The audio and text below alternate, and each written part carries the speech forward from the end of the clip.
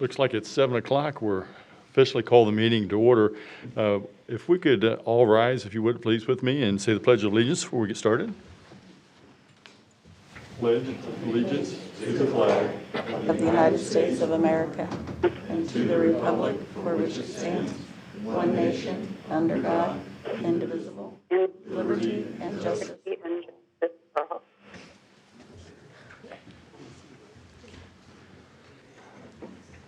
Madam Clerk, if you could call the roll. Mayor Pape, Here. Councilmember DeVold, Here. Councilmember Hands. Here. Councilmember Caldwell, Here. Councilmember Naff, Here. Councilmember Neal, Here. Councilmember Silvers, Here. Councilmember Yodridge. Here. Thank you. The next section is what we call the public items or public forum itself. Anything that's going to be coming up later on the agenda, we wouldn't ask for you to speak. We do have a sign up that's been signed up here. Members are encouraged to use this time to make comments about matters that don't appear on the agenda. Comments about items that are on the regular agenda will be taken up as the item is considered. There is a limit of 5 minutes of talking. The only person we have signed up is Mike Gazecki. Is that close?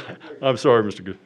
But at this point, we'll ask you to come up if you would and give us your name and your address, and you have 5 minutes, okay? And a little buzzer will go off when your 5 minutes is up if you're still talking. So.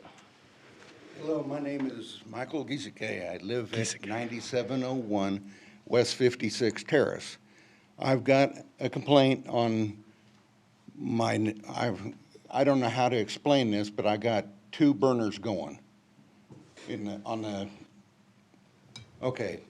The neighbor tonight has a total disregardment, well, I had a stroke, so forgive me that I'm kind of odd. A stroke can ruin your day. Anyhow, he seems to be, and you're the mayor now, but you were running for mayor. You obviously won, which is a good thing. Do you remember talking to me in my yard at the corner of 56 Terrace and Knox? And I was the one that was complaining about my neighbor to the south of me, the junk. I'm going to call him a hoarder because he just seems to be just that, in my opinion. Get that cleared out. Okay. He absolutely denies everything, or he doesn't want to abide by any kind of cleanup law that I'm concerned about myself, because here I'm getting, or soon to be getting, another home tax hike. You know, and it's just not fair to me, in my opinion, that his house looks like crap. It always overfeeds out of his garage onto the pavement of the driveway. It's not summer yet, but I guarantee you it will be back out on the driveway again. And the reason I was bringing it up with you, that, okay, he did, as a fireman, you told me that you were at that time concerned about his problem and the house catching fire. Okay, I kind of worry about that too. But right now, I don't want to worry about anything. I just want to see his attitude of keeping Merriam cleaned up. And I'm going to call it Merriam because we're all part of the same people. I mean, as far as we like to see our properties clean, we like to see our neighbors clean. It doesn't happen all the time.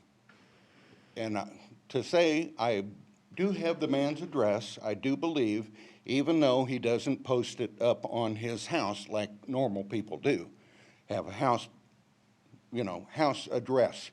I think it's 5644 Knox. And you can tell it by the house being over 50 years old, I think it was built in the 1920s. But really, as far as it's still standing, it's a good-looking house if it were maintained. Where do we go from there? I mean, am I wasting time venting about,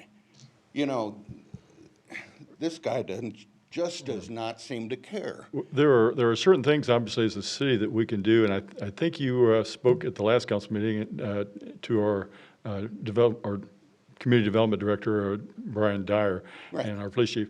From a code standpoint, I mean, things like painting or, It's more than guttering painting. falling off the house or stuff like that. I mean, that's something that obviously we can address, tall weeds, but stuff inside the house, we cannot address. I understand that, and the thing right now is pulling weeds, because we're arguing about a weed patch between my backyard and his side yard.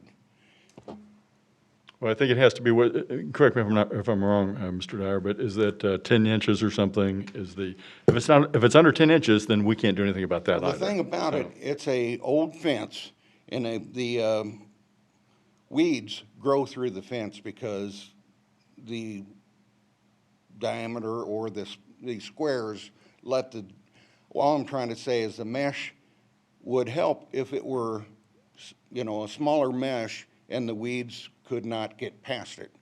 It would make my job easier. I don't care if the weeds grow up and over, I can chop them down.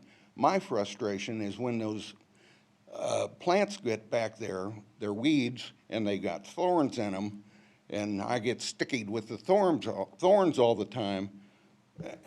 I don't know where to go. Yeah, I understand. I think I heard the buzzer go off. I think your 5 minutes are up again. Possibly when those things continue to grow, reach out to Mr. Dyer again. And if it becomes a code violation, I know he sends up his crew or staff to go up there and check these violations out. If there's something they can do about it, they obviously will. But it's got to be a code violation for us to take any type of action whatsoever. So, Right. but feel free to reach out to them as needed when you see something that meets meets that. I'd be interested in what I can do to keep those weeds from. I think anything on your side of the property you can take care of, obviously, or that fence. And I But if think it's I've on been his already- side, then you probably I aren't think I'd able already to. been told by the codes guy, Bob, that I can't put anything between the two fences. Okay, there's two separate fences, yeah. Well, I think Bob's going to give you the answers of what you can and can't do. So I think you're in touch with the right person when Yeah. it comes to that. So, but feel free to reach out to Bob again if you'd like to. I mean, he's not going to be able to change his answer. He's going to tell you exactly what the code allows. Right. Well, I'll just say, it'd help if he get the house numbers on his house. So- Well, and that is a code violation, and we could have Mr. Dyer check into that, or I know our fire chief and police chief both would, we have an emergency, we want to be able to identify houses and get there quickly. And so that is a code violation if he doesn't have his address posted on the structure, Okay. so, The garage. yeah. You need to see it when it's open. Yeah. You Yeah, know, again, it's you inside, can't- and we can't do much about that, so I Well, understand. But I don't think you could get a fire hose in there, or if he was looking for a fire hose in his yard of his own, he probably couldn't find it. Well, our fire chief is here this evening, and he's I'm sure made a mental note of that address, and if there's something comes up there, or alert us staff to be careful, or maybe they won't make entry if it comes to something too serious, but Well- thank you for bringing that to our attention, and again, reach out to Mr. Dyer if you need to. I thank you for your time. Thank you. Okay. Congratulations on being the mayor. Well, thank you, sir. I appreciate it. Okay. Do we have anyone else in the audience that would like to speak this evening? That I know you're not on the list, but you're still welcome to come forward at this time if you'd like to. Seeing none, okay. I guess we are ready to move on. The first item is the consent agenda, and all items listed under this heading are considered to be routine by the city council and may be enacted by one motion. There will be no separate discussion of these items unless a council member so requests, in which case that item will be removed from the consent agenda and considered separate. Does anyone, either via phone or at the dais, he's the one to remove anything.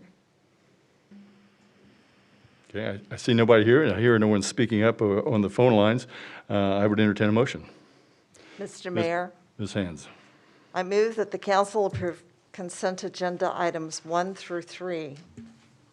Okay, we have a second? Mr. Neal. I'll second that. Okay, Mr. Neal seconds. Call for the roll. Councilmember DeBold. Aye. Councilmember Hands. Aye. Councilmember Caldwell. Aye. Councilmember Nath. Aye. Councilmember Neal. Aye. Councilmember Silvers. Aye. Councilmember Yodrich. Aye. Motion passes 7-0. Okay, thank you. All right, well, moving along here. Looks like the next item up is the mayor's report. We don't have anything listed on the agenda for the mayor's report, but there is a couple items I'd at least like to bring up. One of them is the mayor's Christmas tree lighting coming up on Friday, December 3rd, over at our esteemed community center next door here. So we hope that you can attend. I believe that's Director, that's 5:30 or 6? I'm trying to remember what time. 6 o'clock? Yes, 6 o'clock, okay. We have verification from Anna. Okay, and then the other thing is on December 4th, I think following up, we have breakfast with Santa. I think Santa's going to be here for breakfast. That's still Friday and Saturday. Man, it's great to be in Merriam, isn't it? Okay. And then the other thing, I'd just like to thank for those staff, city staff, and those volunteers that were out helping out with the cleanup of Brown Park. It's always good to clean up our community itself. I now feel like I was able to attend that, so I said if I got elected, I was going to clean up Merriam, clean up the city. And I was able to go and assist with that, so, and I appreciate all the other people that did that as well. Also, the Streamway Park, I understand, got cleaned up by the LDS and other volunteers that assisted cleaning up all the Streamway Parkway, and that's a pretty lengthy endeavor on that, and we appreciate all their efforts and everyone that attended and helped with that. That's, I think, all I have. Did I miss anything, Mr. Engel, that I was supposed to bring up this evening? I think that's it, Mayor. Okay, thank you, sir. All right, well, council items. Consider approval of a funding agreement between the City of Merriam and Block Company. Looks like Director Dyer is going to talk to us about that. Good evening, Mayor, council members. Just real brief, as I'm sure we're all aware, we received a TIF application from Block & Company for 8800 Strand Mission Parkway, the old Taco Bell. As is standard procedure for these types of requests, we also do a funding agreement with the applicant. In this case, we're doing a funding agreement for $30,000. And the reason we do that funding agreement is because we obviously bring in outside help, attorneys, financial consultants to review the TIF request. And in order to cover the cost of that outside consultants, we usually ask the developer to put up money up front or money when they put it as part of the application process to cover all those extra costs, so the city won't be out for those costs. I think it's important to note that approval of this funding agreement does not commit the city to any other approvals, such as a zoning approval, a TIF district approval amendment, or a project plan approval, or a funding agreement or RDA with them. And so with that, staff does recommend that we go forward with that so we can engage them and get the money to cover some of the costs involved with doing the review of this application. So I'll be happy to answer any questions. Mr. Neal, you have a question? I actually have kind of a process question in terms of to help understand how the TIF district works and how the TIF projects work, and at what point does the tax revenue distribution, property tax from those properties change? When we, what's coming, if I understand correctly, is that this tract is already in the I-35 TIF district? Yes, Is that it correct? is. So we're looking at a project area designation? Yes. Correct.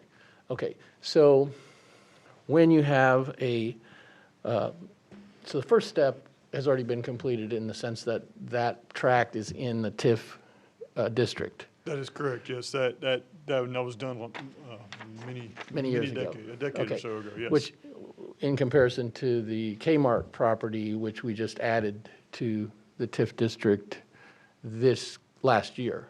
And let me just add one thing to that. When we added in the Kmart, we also added in to the TIF district plan a project plan designation. So it's a little bit different. But just making sure you understand that when we did the Kmart, we also added in project area M as in Mary. So we did add that in. Okay. So when you have properties that are in the TIF district, all the property tax generated by that property to all the taxing jurisdictions then go into the I-35 TIF district fund, right? I'm going to oversimplify a little bit. We get the increment, so not all the property tax in there, it's just Okay. the increment from the base year. And then also, and this is beyond my field, I know it's out there, there's also some protected, I believe, some protected amount of mills in there as well. But for simplicity's sake, the increment goes into the TIF district. Okay, so the original amount that, prior to a project remains distributed to, say, the general fund, to the school district, to The base, yes, the base year when the district was created, yes. which is 1994. Yeah, I believe Or that's the is base it year. 94? Yes, Yeah, sir. okay. Yeah. All right, so I guess my concern, as I raised last time, is that we have a large property in Merriam, which it looks to me that taxes haven't been paid, same developer essentially, even though there's a different, probably LLC involved in the ownership. But we have a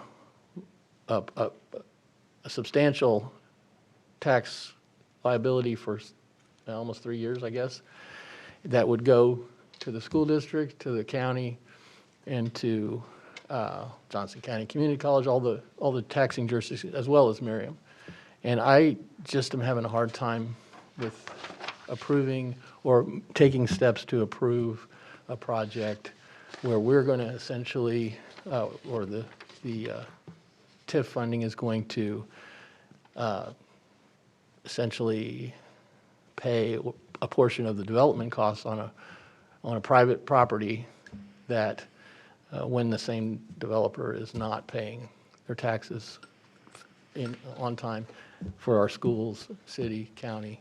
And I understand exactly what you're saying. I think that is important to bring it up, Mr. Neal, but this evening's vote is strictly Yes, about them yeah. paying for this, for Right. paying to see whether it's feasible or not. I understand, and so I was just wanting to understand at what point did the money, the tax revenues change? And obviously, they don't until there's a project. That's correct.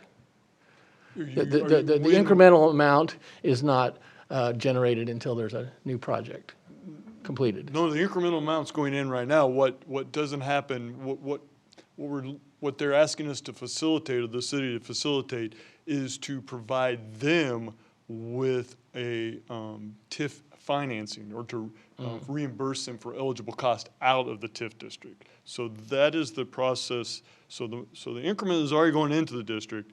What they're asking for is to get reimbursed for eligible costs. So by saying. And that is not what's tonight. That's not, Right, that's not I this. I understand, but it okay. helps me to decide how I'm going to vote. So by the increment, you're saying that currently on that property, the base value, now we're talking about the Taco Bell location, the base value in 1994 I'm not sure it's 1994, but But- let's just say the base year. compared to now Right. is already going into the I-35 TIF fund. That is correct. Okay. All right, thanks. That's what I needed. Correct. And again, as the mayor reiterated, this is simply to enter into an agreement with the developer that they will provide us a check of $30,000 to cover all the costs involved in just getting all this information to you to consider. So just to even get the information to the council to consider, the city incurs outside costs. Is the city obligated to do that analysis? State statute requires that, yes. And obviously it takes, we also want to make sure we meet all the state statute requirements, so that's why we get bond counsel to help as well. Okay, But, thanks. but the fact that we accept this money and, the $30,000 does not obligate us in any way to go forward with the project. Sure, I understand. Okay. So when, Mr. Silvers, go ahead. I have many of the same concerns that Dave has, and I think, I don't want to speak for Dave, but my concern is, well, first of all, I'd love to have Block Company pay for this study because I would like to get some money out of them because they are not paying taxes on some of their other projects, property holdings. But my concern is with tonight's voting to have them and the city partner up in this study, are we setting up dominoes that can then turn into a project that they might not ultimately pay taxes on down the road? I want assurances that they're going to be paying taxes on properties that they own here in Merriam, which is one of the poorest cities in Johnson County. And our citizens deserve to have, taxes paid on time to support public property, public amenities that they're due. So I might have misunderstood some of this. I'm trying my hardest, but those are the feelings that I have right now. I don't want to set up dominoes to create a pathway for something that might not be have the taxes paid on properly, like I think we all agree they should be. Thank you, Mr. Silvers. Anyone else? Mayor, just to alleviate any concerns that there might be with that, it is standard language to put in our redevelopment agreements. The redevelopment agreements would be the agreement that would come before council, likely on January 24th, that would spell out any obligation in terms of funding to the developer. It's standard language that we put, you will pay your property taxes. So now we can't guarantee that into perpetuity, but I mean, it is standard language that they will pay their property taxes on that. And I do understand correctly when it's going to be, is there going to be a public hearing on this? There will be a as public well? hearing on December 13th for one item, and then at the conclusion of that item, we will actually we will request that the council pass a resolution to call a second public hearing that would happen on January 24th. So there will be two public hearings in the next two meetings. Okay. Or next three meetings, I'm sorry. Okay. And I do understand that tonight's vote is not about that we're only talking about funding this study. So I will vote accordingly. Thank you, Mr. Engel. Mr. Neal? I was asking for a clarification on something you just said. The standard agreement, the standard redevelopment agreement obligates the developer to pay their property taxes. I'm assuming that, and I don't know if that's right, that's why I'm asking, is that only on the existing parcel of the development? So here we got an issue with a developer that has more than one parcel, and the taxes are in arrears on the large other parcel, and so that's... Great clarification. Yeah, our standard language generally addresses the property that the incentive is offered. We don't generally, and I don't know if we could, offer a blanket statement that says you will pay all of your taxes on all of the properties that you own. So that is exactly my question. And again, understand that towards that issue, those are all multiple LLCs. They're not, so it's Right. not the same entity. Right, I understand that, but I would like to know what authority is available to us in a redevelopment agreement, and if there is anything that we can do across tracks. Well, I mean, they're asking for an incentive from you. You're, when you do a TIF analysis, I mean, you don't have to, this body has to take action on that TIF project plan, redevelopment agreement. And, if you wanted to make that a condition, you absolutely could. There's nothing requiring you to extend TIF benefits to this developer. Thank you. Thank you. Any other questions from council? Anyone on the phone system have a question? Okay, hearing none, I would entertain a motion. Ms. Hands. Mr. Mayor, I move that the council approve a funding agreement between the city and Block and Company doing business as Merriam North Bell LLC. Okay, we have a motion. Need a second? I'll second that. Thank you. We have a motion and a second. Call for the roll. Councilmember Hands. Aye. Councilmember Caldwell. Aye. Councilmember Naff. Aye. Councilmember Neal. Since this is a motion, or something that the city has to do anyway, and I'm going to vote aye on the funding agreement to fund the study. Councilmember Silvers. Aye to fund the study. Councilmember Yodridge. Aye. Councilmember DeBold. Motion passes 7-0.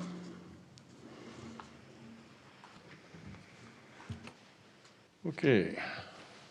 That being said, I see who we have up next here. Looks like Chief McLaughlin's coming to ask us for more police vehicles, I believe.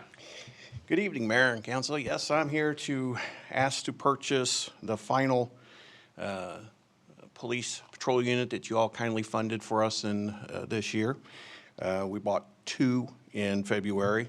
We were planning on buying the third one a little bit later. However, with the chip shortages and the supply line issues, we weren't able to order one until last week. They released the freeze on the orders and opened it up. Unfortunately, we couldn't buy 2021s at that point because they're now manufacturing 2022s.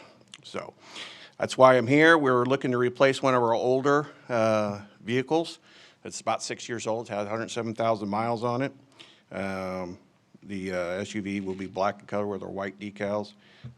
We did not put this out for bid because we used the ACPP contracts, which are bid out by the state of Kansas and awarded to the manufacturers, which is the price that Reed has quoted us for the vehicle. We are purchasing it through Reed Jeep here in Merriam, Kansas. And I'll take any questions. Have any questions from the council? The chief? I hear nothing on the airwaves, so I'm assuming that we have no questions online either. I'd entertain a motion. The chief? Ms. Hands? Mr. Mayor, I move that the council approve the purchase of one 2022 Dodge Durango police unit. Okay, we have a second. Mr. Neal? Oh, no, I'm sorry. Over here? I would do it, but. Oh, I thought you were pointing, so go ahead. I'll second that, Mayor. Okay, thank you. We have a second. I'll call for the roll. Okay. Councilmember Caldwell. Aye. Councilmember Naff. Aye. Councilmember Neal. Aye. Councilmember Silvers. Aye. Councilmember Yodridge. Aye. Councilmember DeBold. Aye. Councilmember Hands. Aye. Motion passes 7-0. Thank you, Madam Clerk. Okay, looks like our third item up this evening is consider approval of a professional services agreement. Looks like we have Donna coming to the mic. This agreement would be with Soft Resources, and it would be to assist us with replacing our current financial accounting system. This software was originally purchased back in 1999, and with any software that was originally purchased in 1999, it's become dated. It's been a very good software for the city, but it certainly has some complexity in talking to the other systems in the city. It's difficult to get the information like into a Excel spreadsheet. It's just clunky, so it's time to replace it. And so What we're wanting to do here would not actually purchase it, we'd just hire a consultant to help us. What this consultant would actually do is come in and look at the way that we're processing transactions now. They would work with all of the departments and help us see if we're processing data the way that is the most efficient way. Help us come up with new processes, and then based on what our needs are, actually go out and find software that would match our needs. One thing that I really liked about Soft Resources is that they're not affiliated with any software company, so they have no skin in the game. Whoever we pick, we pick. If you look through the proposals, all of the proposals also had a piece in there about implementation. Right now, we're not hiring anyone to help us with the implementation. We felt that, first of all, let's get the software, and I think based on that, we can evaluate the level of complexity and decide, but we feel that probably we can implement that without that service. But if we're going to purchase a software that touches every single department and that we're going to keep 15, 20 years, we feel like that we need this to be the right software. So. Money well spent. Do we have any questions? Mr. Neal? Yeah, one of the questions that I had, and you partially answered it, I think, was the implementation and any kind of porting of data and loading of data into the system. If they're not going to be responsible for that, does that in and of itself sort of create at least a little bit of a disincentive to worry about how hard it's going to be to do that? Because I know from many systems conversions that getting the data and getting the data clean and usable is really kind of an important step. And I know we may have talked about before how much, in some of the other software systems, maybe keep a certain amount of back data. Are we going to keep the old system alive for a while? What is your thought at this point? That's something that we will be, as far as the old data, that we will be exploring as we go forward, but all of our data is stored out on the cloud, and I'm sure that they're going to want to charge us to keep that live going forward. And so we're looking at probably capturing somewhere between 3 to 5 years worth of data in the new system, moving that over. As far as whether I don't know that it creates a disincentive for them to recommend a good software that's easy to implement or not. I have worked on a couple of implementations at previous employers, and generally, yes, the consultant is helping with that, but the software company themselves is also helping do that. And I think that, again, I'm not necessarily saying that we're definitely not going to need someone to help us with it. We just felt that it maybe might be more prudent to see what we actually purchase before we go down that path. Well, hopefully, when you're working with a consultant, you'll be able to make it clear that we would like, I would hope, to have a pretty good and reliable transfer of information from one system to the other. It's one of the Right. requirements that you're looking Right, at. absolutely, absolutely. Thank Ms. Haynes? Yes. So it looked to me like Lawrence, Kansas is the only local reference that was given. Maybe I missed somebody. I'm just wondering how long ago that project was, and if you've personally talked with one of the team players in Lawrence. Yes, I did. I talked, it was for their utility billing department. okay. it was around 2 years ago. They spoke very highly of them. All of their references were very good, strong references. And the whole team, they're in the state of Washington, is that right?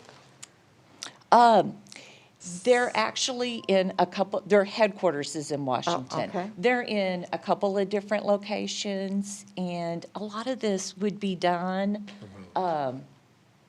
over the phone Sure, okay. type meetings, over Zoom or that kind of Okay.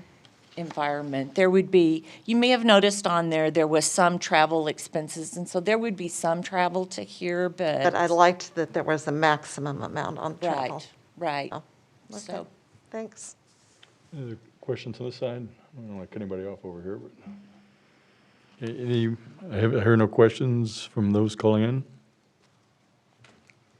Okay. If there's no further questions, I entertain a motion. Mr. Silvers, go ahead. Mr. Mayor, I would like to move that the council approve a contract with Soft Resources. Okay, I hear a second. Mr. Mayor? Ms. Hands, go ahead. I'll second it. We have a motion and a second on the floor. Madam Clerk. Councilmember Naff. Aye. Councilmember Neal. Aye. Councilmember Silvers. Aye. Councilmember Yodrich. Aye. Councilmember DeBold. Aye. Councilmember Hands. Aye. Councilmember Caldwell. Aye. Motion passes 7-0. Thank you, Madam Clerk. Looks like we have Donna back for the monthly financial report. okay, that was a short little break. Just as an FYI, we have completed the budget books, and the budget is now online. You will, the printer is actually printing the books, and so unfortunately, we don't have them for tonight, but we will for our next meeting. But the 2022 budget is basically complete. So if you looked at our financial report, you'll see that sales tax numbers, I could almost record myself and just replay this every time. We continue to have very good sales tax numbers, which is certainly the thing that we want to see. Our expenditures are all in alignment with where we would like to see them, and everything is really going well. I would be happy to answer any questions you might have. Do we have any questions for Donna? Okay. Seeing none over this side. Any on this side? Nope. Okay. Okay, it looks like you're doing a fine job. Keep up the good work and Thank you, sir. keep that money rolling in. Okay. Thank you. If only I had something to do with that, but. Well, we'll give you credit. Okay. All right, looks like Director Dyer have a community development update. Good evening, again, Mayor, Council. Just a few items as we get towards the end of the year. Working on closing out building permits. Our building official, Tony Adamson's been going through the list of open building permits, kind of looking to see which ones he needs to reinspect and close. So getting tired, it's kind of typical towards the end of the year is one of the things we try to do. Also, already getting ramped up and ready for next year on the various city grants we have out there. We've updated our website, put all the new information up there. Everybody who's interested in any of the grants, the residential exterior grant, the sustainability grant, also our real estate reimbursement, real estate tax reimbursement grant. Those are all that information's up on the website. I won't be taking any applications till next year, but folks can download that information and start working on gathering up all the information they need for the applications.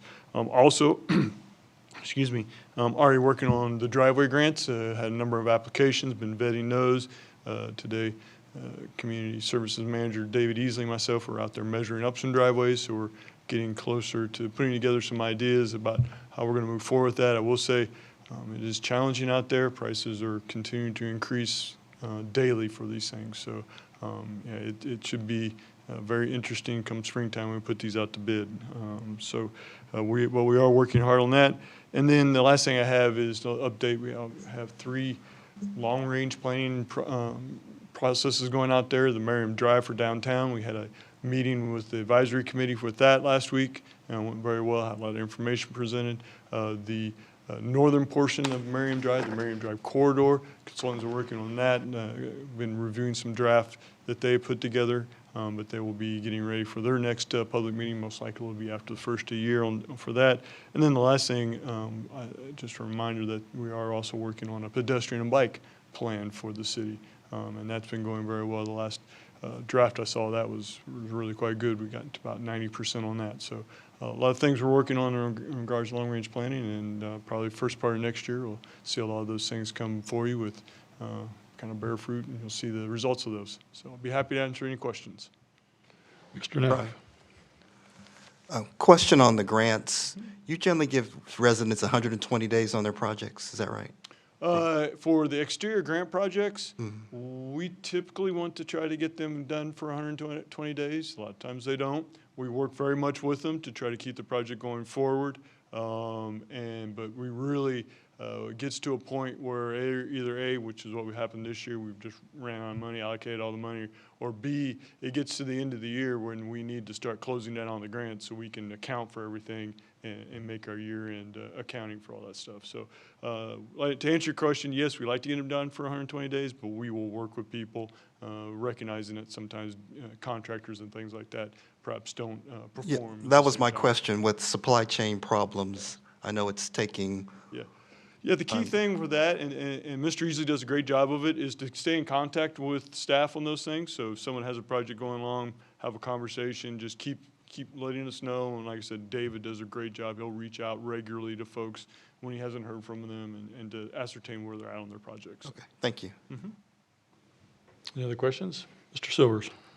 Just for people who might be listening in on this, can the external grant be a DIY, or does it have to go through a licensed contractor? That's a great question.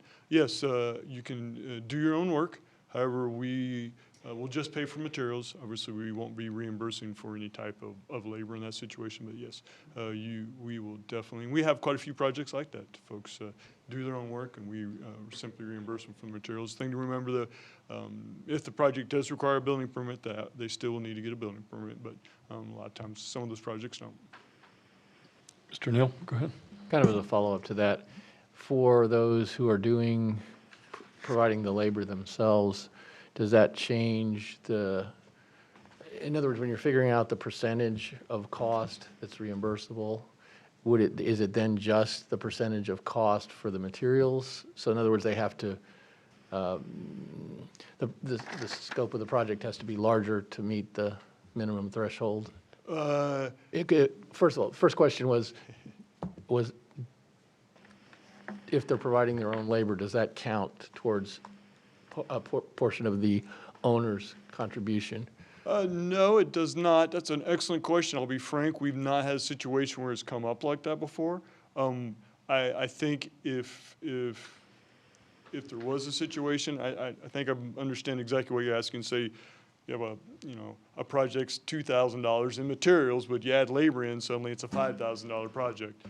If we had a situation like that, I think we would be amenable to considering that. We'd still only reimburse on the 2,000 on the actual materials, but we try to work very hard with the applicants. Our goal is obviously to get as many folks in and get them reimbursed, and obviously as you all increase the amount for next year, that would encourage folks even more. So yeah, that's a great comment, and I think we would be amenable to reviewing that and looking at something like that.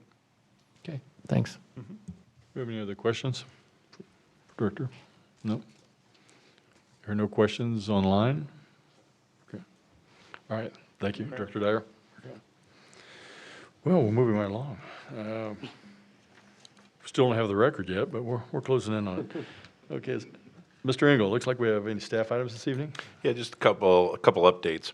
I had the pleasure last week of spending several hours with incoming council members Jacob Leahy and Amy Ryder to bring them up to speed on the handbook and some of the developments that we're talking about tonight, the incentives and things like that, just to get them so they can hit the ground running. So I think they're very excited to join the council here in the next meeting. So that was a great pleasure to get to know them.